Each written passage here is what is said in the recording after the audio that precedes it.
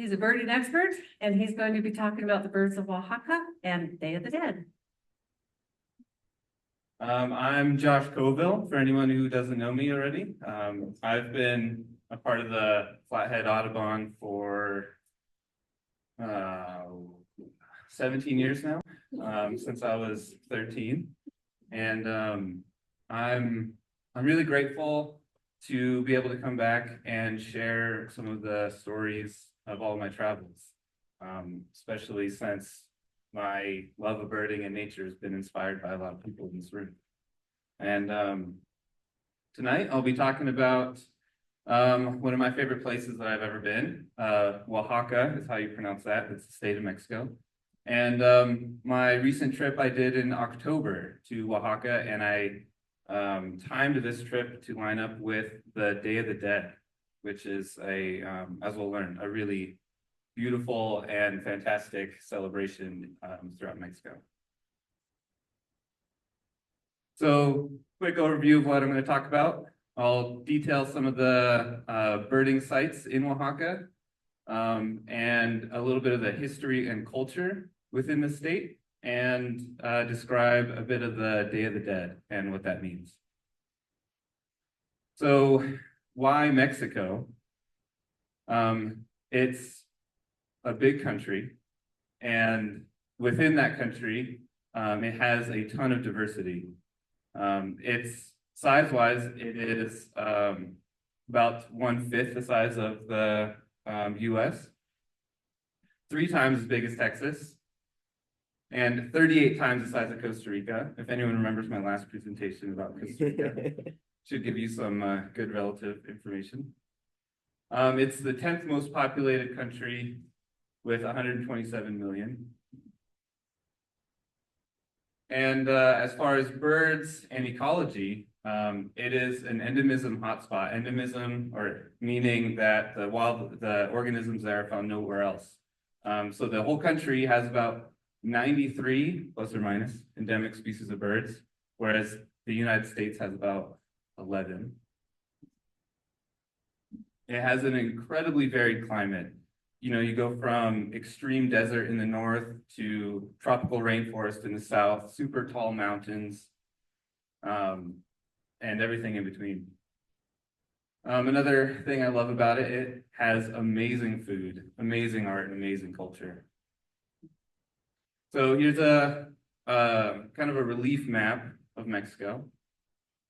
And I put this in just to kind of detail how it has so many endemic birds. Because it does share a lot of land border with the U.S. and also Central America in the south. But to the north, well, throughout the middle of Mexico, there's an immense mountain range. But right around the border, the mountains sort of peter out and it turns to desert. So we get this huge break right there. And so there's a ton of birds that are within Mexico that don't really cross. And then just north of that break, in Arizona, there's a ton of Rocky Mountain birds that don't cross south. And then on the southern end, the pinch point in the map, that's this isthmus there creates a natural barrier. So in between these two lines, that's where 90 of the 93 endemics to the country are. And there's a bunch of endemic zones. So the first endemic zone is on the Baja Peninsula. Then there's the Western Sierra, the Eastern Sierra, and then in the middle there's this transvolcanic mountain range where there is the highest or the tallest peak outside of Alaska in North America. And then down in the south there's the Southern Sierra, and then along the coast there's a coastal deciduous forest. And then on the Yucatan Peninsula is another endemic zone. So all of those 93 endemic birds are found in these zones.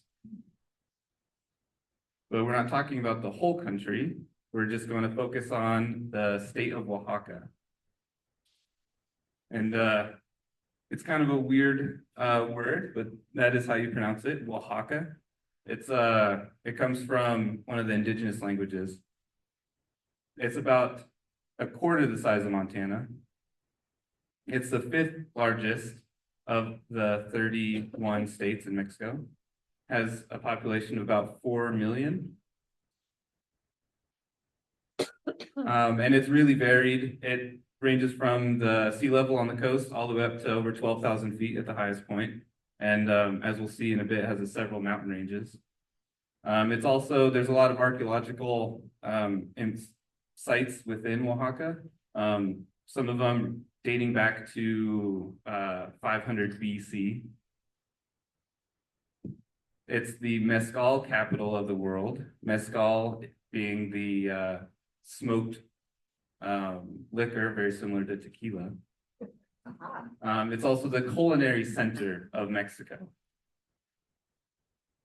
And it has about 12 or so birds that are endemic to the region. There's only a couple that are specifically endemic to the state because some of the ranges bleed over into neighboring states, but within that region it has about 12 endemic birds. So here's a relief map of the state and the endemic zones within it. And so this is where we're going to be visiting in this presentation, where I visited last October. So the first one that we visit is the Oaxaca Valley. This is like a dry, semi-desert environment. The climate is wonderful. When I was there in October, it was like 75 degrees and sunny every day. To the north, we have this big mountain range, the Northern Range. And then on our road trip, we continue east to the Isthmus of Tehuantepec, south to the coastal deciduous forest, up to the southern mountain range. And let's go birding in Oaxaca. Like I said, I'll kind of follow my trip that I did in October. This is the itinerary that I did. And I'm not going to detail every single day, but I'll just kind of detail what we did in each region. So first, the Oaxaca Valley. Like I said earlier, it's this really interesting, like dry, semi-desert habitat. A lot of columnar cactus, a lot of thorn, like acacia trees and that kind of thing. And being surrounded by mountains on all sides, that's kind of what drives the endemism in the area. And so this is a place that we go birding on the first day of the trip. Here's my group. And this is one of the first endemic birds that we see on the trip. This is a white-throated towhee. These are some of my favorite endemic birds of the region, the bridled sparrow, one of the best sparrows.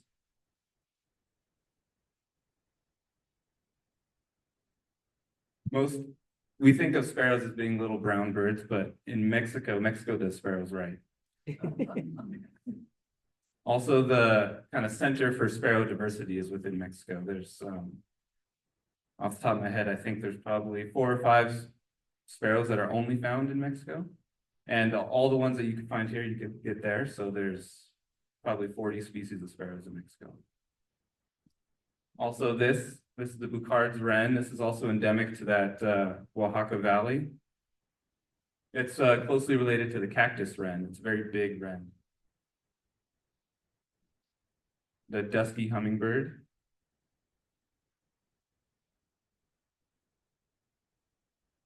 And this area, the Teotitlan area, that we follow this road, and it starts in the lower regions of the valley in that desert habitat, and it moves higher and higher. So we get a nice gradient of ecosystems as we go up.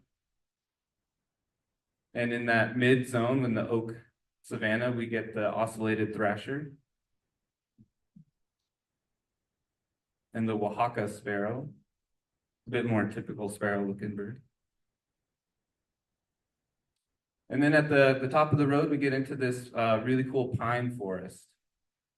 So it looks actually very similar to some of the Ponderosa style pine forests that we have here, although because they don't experience snow or any hard freezes, it's really lush, and there's moss growing on everything, and there's like oak mixed in with the pines. And this is a really cool habitat. There's a lot of really neat birds here.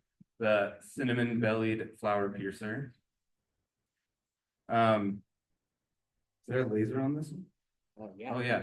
So just on the tip of the bill, there's a little hook, and the flower piercers are named very accurately. They pierce the base of a flower, and then they'll drink its nectar. So they're known as nectar robbers.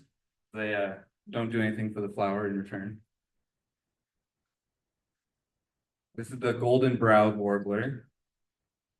One of the best, probably the second best warbler up there. Because this is the best warbler up there.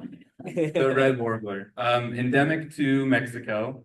It's closely related to the Wilson's warbler, actually. They're in the same genus.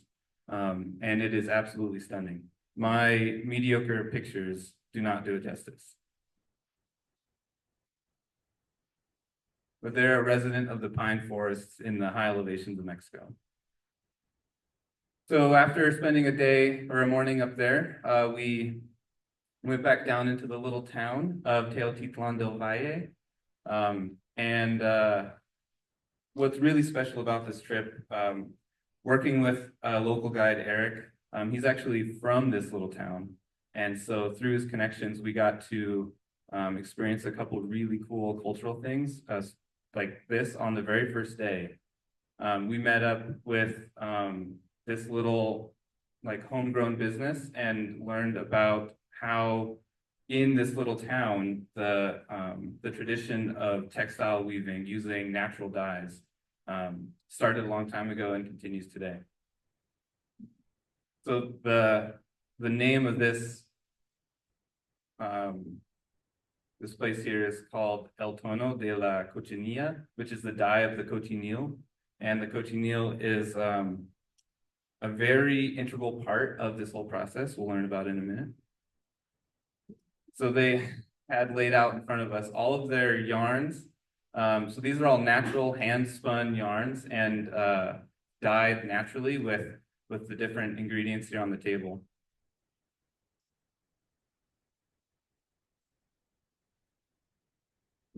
And then they showed us how they kind of weave this all with manual looms and make these amazing patterns here. The most fascinating part to me was how they get the red color, and that comes from the cochineal.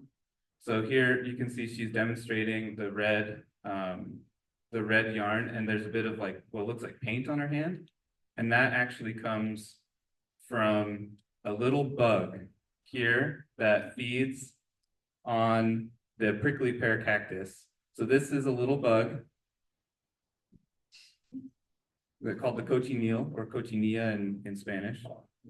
This is what one of them looks like.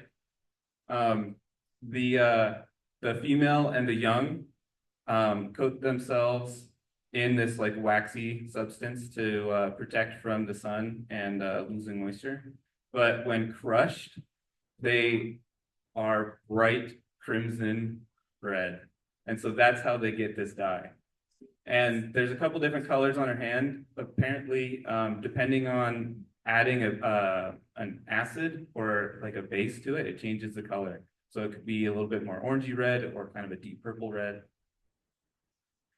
And this, the cochineal, the red dye that comes from this, played a super important role in history during the Spanish invasion. This carmine red was quickly exported. The Spanish exported it, and it took over. It ended up being, depending on what dye people were using before, 10 times as potent as previous red dyes. And so Europe, all of Europe, took advantage of this. So many famous art pieces and fabrics used cochineal dyes from the 1600s through the 1800s. Does anyone have an idea of what some famous red fabrics were? Maybe these. So all the red coats were actually dyed using the cochineal from Mexico. Yeah. Also, another very famous red thing. Oh, cardinals. The Catholic cardinal, the robes of the Catholic cardinals were dyed using the cochineal. Also, many famous paintings in that time period used the red dye.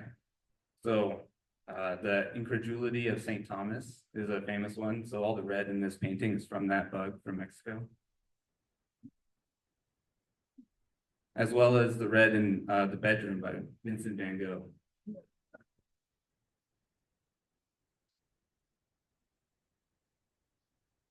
Another really interesting piece of history in the Oaxaca area is this Monte Alban archaeological site.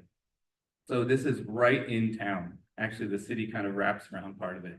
It's a natural mountain or a little ridge that has been artificially flattened and has the ruins of a big kind of metropolitan area.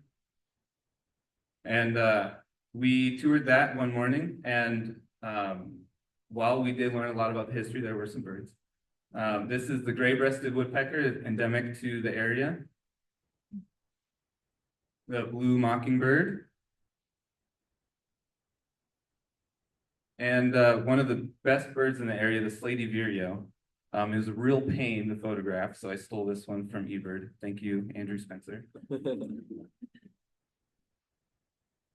At Monte Alban, there are a ton of these stela or stellae, these big tablets that have a lot of really interesting carvings on them. It's not fully understood what they were used for. Some people thought it might be a tombstone or a way to tell a story about a neighboring community or a dignitary. And some facts about the Monte Alban site. It was the capital of the Zapotec Empire. So the Zapotec Empire was concurrent with the Aztecs in central Mexico.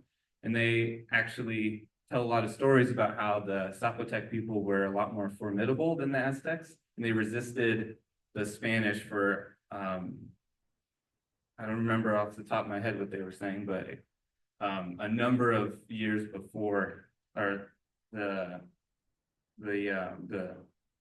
Zapotec were able to hold off the Spanish, and so much so that they made deals with some of the neighboring indigenous communities to be their protectors. This site was at its peak at 100 BC to 200 AD, so 2,000 years ago. It also had a peak of 17,000 people. And this whole archaeological site is huge. There's hundreds of structures. There's homes for a lot of the elites. There's ball courts.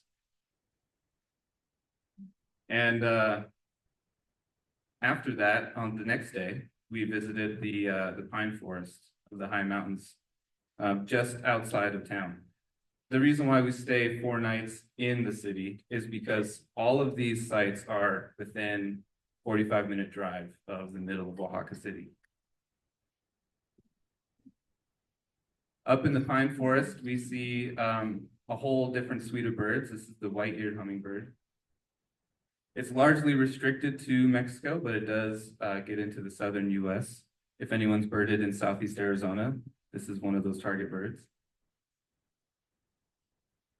The endemic collared towhee is up there, very closely related to the spotted towhee.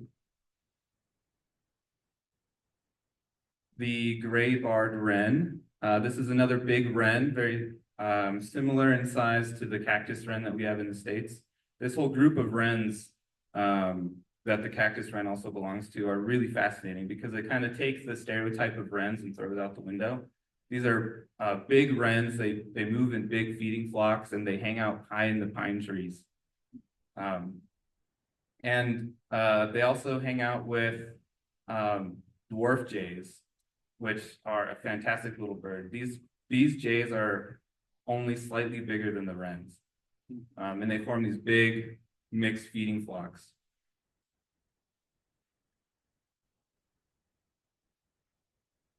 Another few good birds we had up there are the brown-backed solitaire and the gray silky flycatcher. So the solitaire here on the left, it sort of looks like our solitaire, but I think the best thing about it is its voice. So we have a little recording.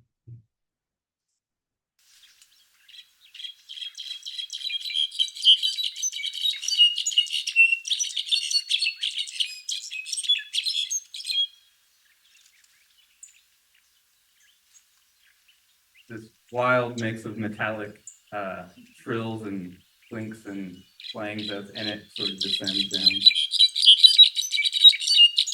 That's not good. That's good. Yes. Also up there, we got this really cool bird, bad photo of a good bird.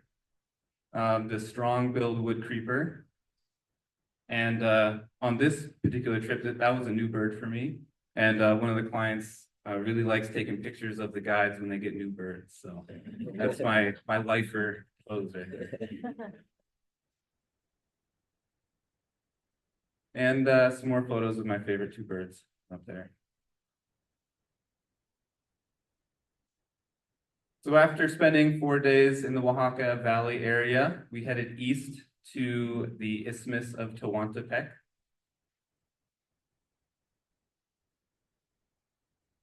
And here we're birding in a kind of deciduous tropical forest.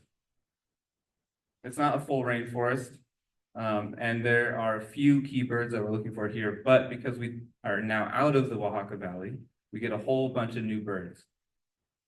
So white-throated magpie jays and orange-fronted parakeets are pretty common here. We also connected with lesser ground cuckoo and lesser roadrunner that morning. And here's a couple Mexican endemic species, the citrulline trogon and turquoise crowned hummingbird that you can see in this area.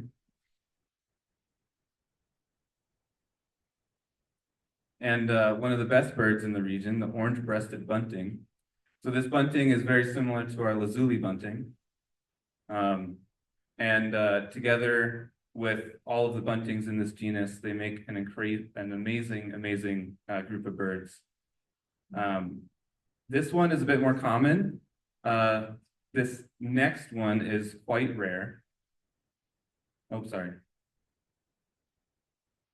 The next one after this. This is the cinnamon-tailed sparrow. This is a really range-restricted bird only found on the Isthmus of Tehuantepec. This is its little range map here. Just this tiny little area. And the other bird, that specialty bird to the isthmus, is the rose-bellied bunting. Now this is one of the holy grail and most sought-after birds in the region. This is a female because on 2 of my trips down there, I have yet to connect with an adult male. And here you can see its range is also this tiny little region on the isthmus. So to make sure that you guys know what it looks like, this is the male rose-bellied bunting. This bird, because of its range, its small restricted range, and just how beautiful it is, it's under threat to the illegal caged bird trade. So all the sightings of this bird are hidden and obscured. And the place that we go, we ask people not to share the location of where we go.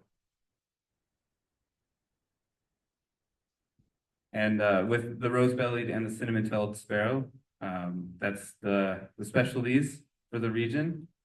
So now we head down the coast to this area of Santa Cruz.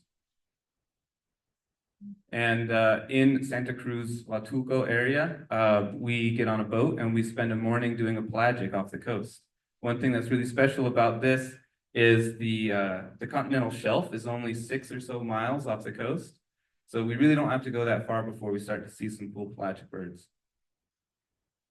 This is sunrise heading out from the harbor. Here's me and my awesome co-guide, Eric. And a few of the birds that we got out there. This was actually one of my favorite birds, the olive ridley sea turtle. We actually saw a whole bunch of sea turtles. And these were making more sea turtles. The Galapagos shearwater was the most common pelagic species that we saw out there. It's called Galapagos shearwater because they breed mostly on the Galapagos. But what's really interesting about seabirds is they can wander basically as far until they hit land. So some of these birds can wander to the other side of the ocean. Wedge-tailed shearwater was another one. We also had a close flyby of a blue-footed booby. But this was definitely the best bird of the morning. This was a Tahiti petrel, breeding in the South Pacific islands like Tahiti and making its way all the way over to West Mexico. So Eric was saying that they usually see one a year, and on this morning we had 3. And I've been keeping track of all of the good birds that I get crap photos of. So this is number 5. On that boat trip, the captain was also running some trolling lines behind the boat, and they hooked a mahi-mahi, and they let me land it. So I saw some life for birds and also caught a life for fish. And the fish went to the family of the people working the boat, so they took that back and probably had a really nice dinner.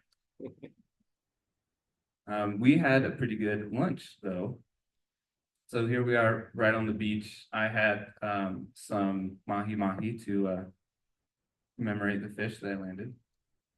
And after lunch, we did a bit of birding in the dry forest, the deciduous forest region, and we did a bit of night birding as well. The best bird of the night was a mottled owl. We also saw some cool creepy crawlies. If you don't like spiders or scorpions, look away. We found this Oaxaca bark scorpion. And some of you may know this, but when you shine a black light or a UV light on the scorpions, they glow. So it's a structural,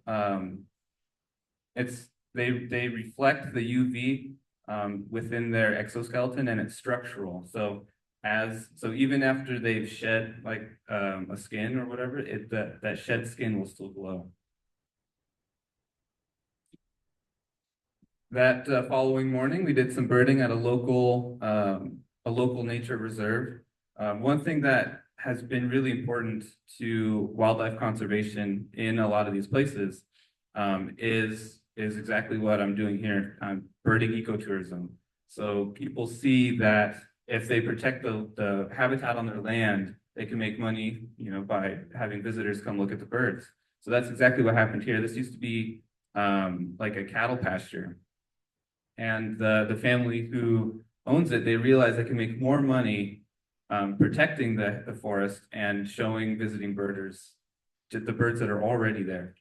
And so this model has been taking off in Latin America and is one of the most important small-scale things to help conserve a lot of these birds, because as I've been talking about, a lot of these birds are only found in this part of the world, are only found here. That this morning at this local reserve, we found quite a few birds that are endemic to that coastal deciduous forest region in Mexico. The golden-cheeked woodpecker, the flammulated flycatcher, which is a fun one to say. What does that mean? Flammulated means relating to fire or flames. So I'm not sure why they called this one that. So you can't see it, but there's a little bit of like rusty in the wings, similar with the flammulated owl here in Western US. They kind of have some rust color. the russet-crowned motmot.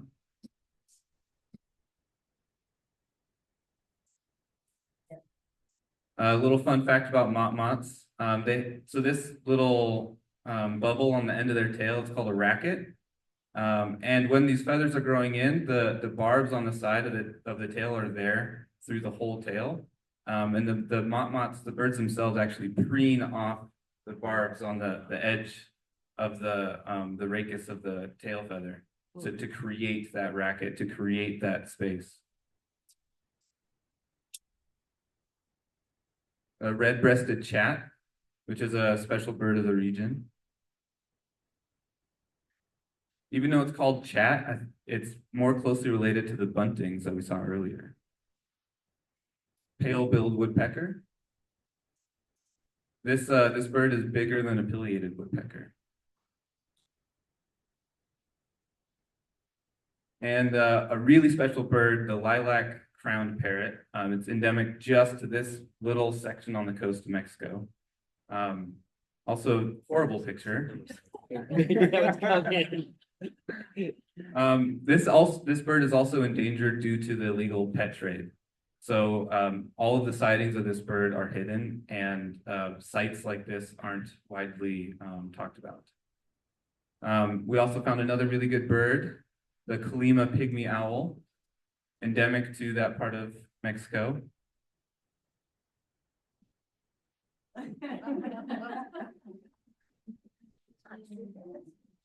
Yeah, I debated on putting that one on there, but I wanted a better picture. So after spending a couple days on the coast, we moved up to the southern Sierra Madre, the southern mountains here. This is actually where the highest point in the state is as well. On the way up, we went through this beautiful tropical forest. As we're increasing in altitude, the habitat changes. So we started in like kind of a dry deciduous forest. And then we spent some time here at the mid elevations in like truly tropical forest. This is the little town of Pluma Hidalgo. There's a couple special birds that we stopped to look for here. But as you can see, it's built kind of right into the hillside. So the van that we were in couldn't make the roads. So we had to go in these little tuk-tuks or rickshaws. So there's a little train of like 4 of them, and they took all of us up to a nice little cafe where we had some locally grown and roasted coffee and watched birds off the balcony. This is the little coffee roaster back here. So you have all the bags of beans. There's the actual roasting machine right here on the right. And we also got to buy bags of fresh coffee, which was fantastic. This is one of the birds we saw there, the flame-colored tanager. And the northern emerald toucanet. This one is the waggler subspecies, which is only found in West Mexico. This is one of the very special birds of the region, the blue-capped hummingbird. Not great photos. This is where it lives, so it's endemic to the state of Oaxaca and only found in the southern mountains here.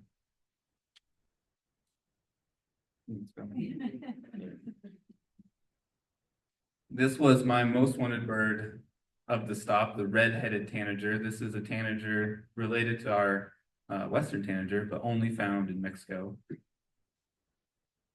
Definitely 1 star. Yeah, 1-star photo, for sure. And we spent the night in this wonderful cabin up in the mountains. So at this point, we ascended higher into the pine forest. And the next morning, we birded around some of the pine forest in the mountains there.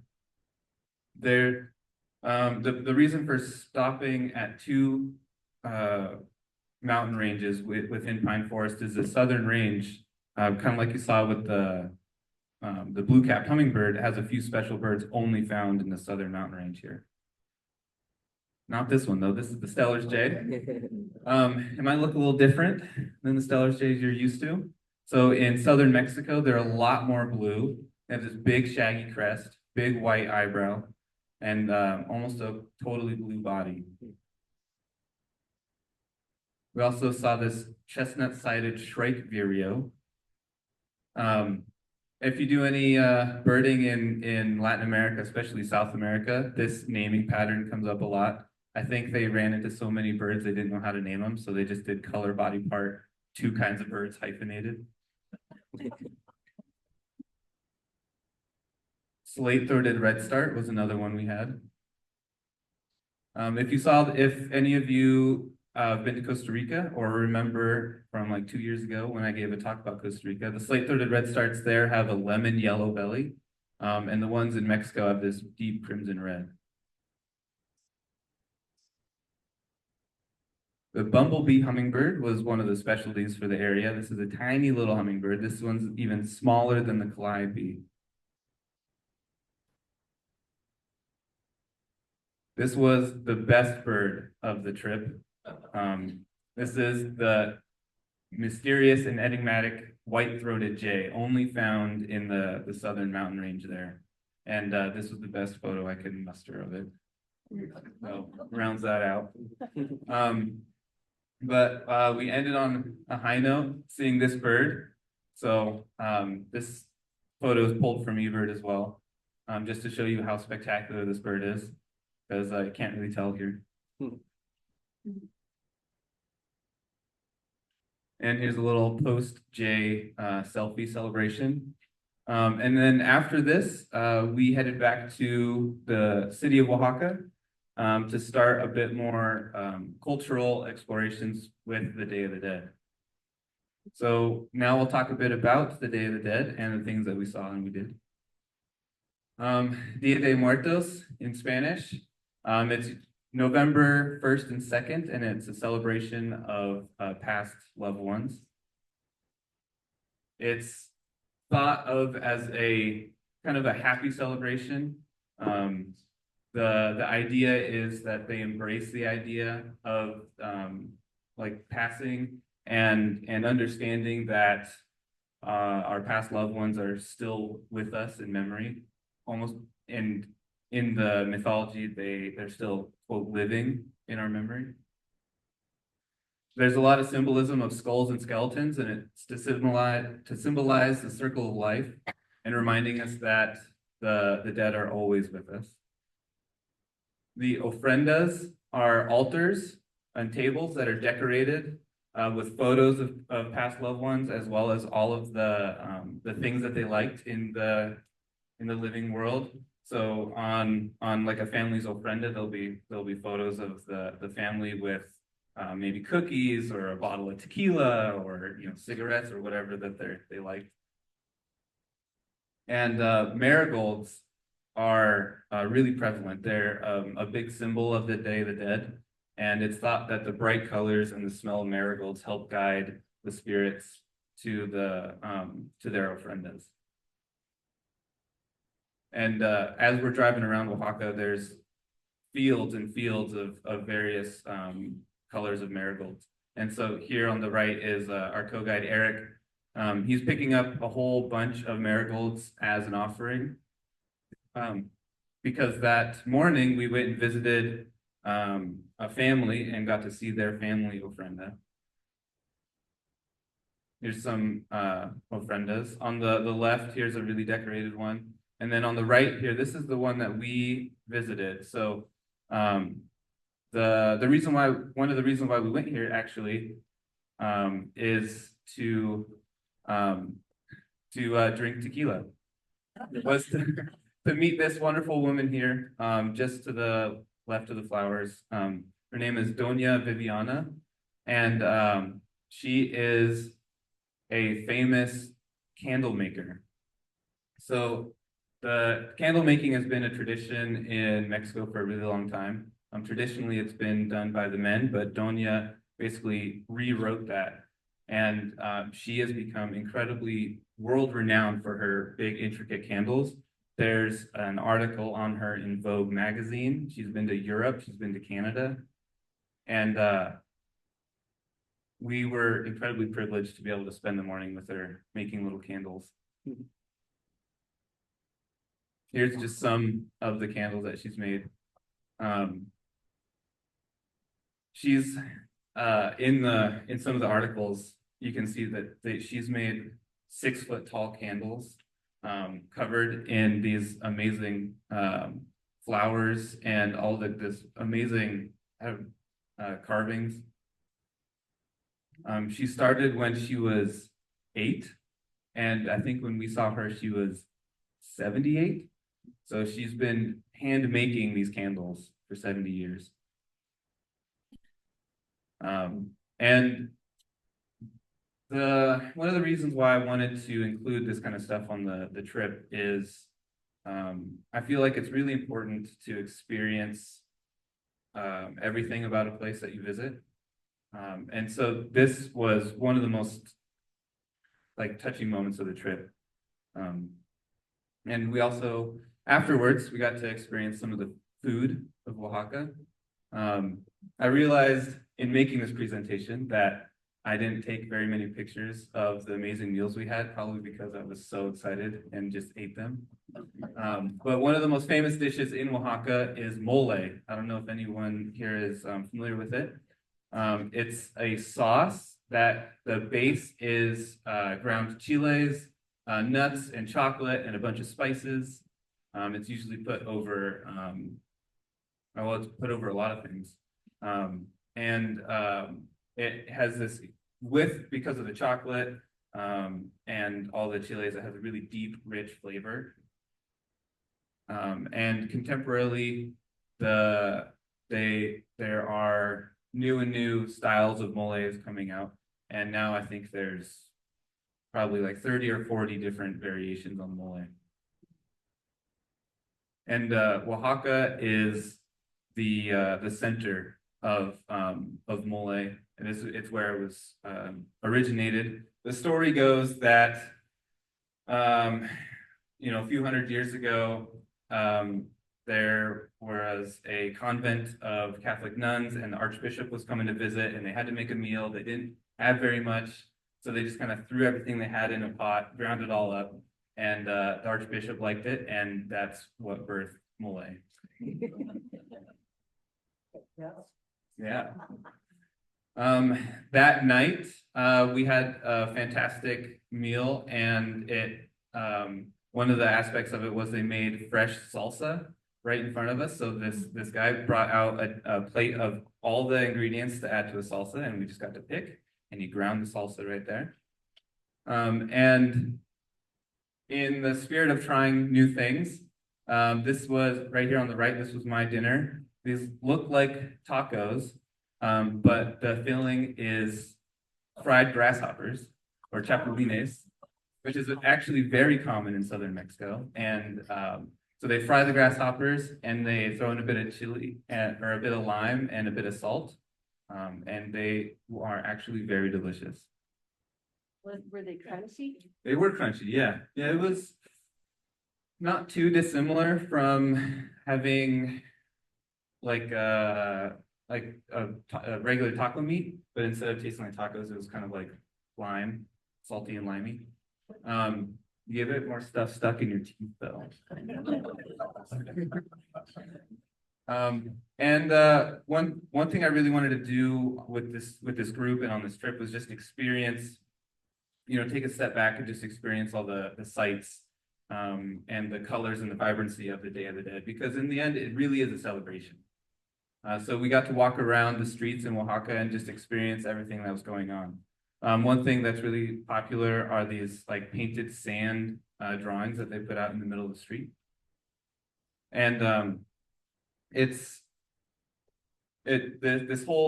time means a lot to a lot of people. It's also a big tourist industry here. So there are a lot of international tourists, but also domestic tourism to Oaxaca specifically for the Day of the Dead stuff.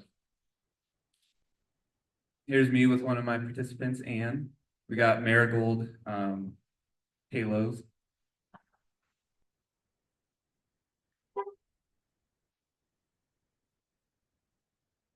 So a lot of people will take the opportunity to dress up. And this is in front of one of the old churches in the middle of Oaxaca. I believe this church was built in the early 1600s.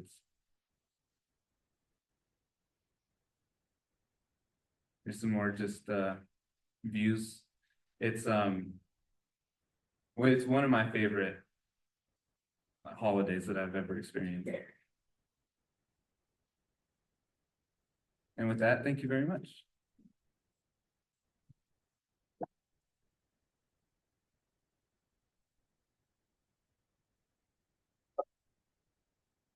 Doing it again? Yeah. Yeah, Questions. I yeah, forgot about questions. questions. I am, yes. So the plan is to do this trip in late October next year, 2025 and 2026. Any other questions?